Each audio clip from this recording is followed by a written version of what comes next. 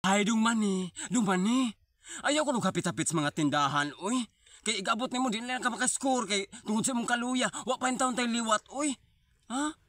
Nisaad ba ko lang mama nga 1 month or 3 months? Ato na sila matagaag apo. Niyon sa man nga kada uli nimo mahubog na lang ka. Naunsa naman taong ka, uy?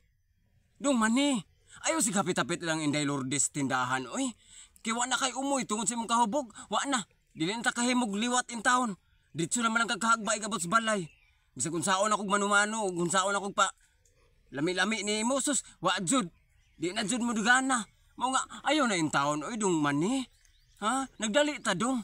Nag-apas ta kay sila sa mama in town, gusto na jud sila makaapo in town. Unsaon man na to pagkaapo ani nga muuli ra man kaghubog, oy.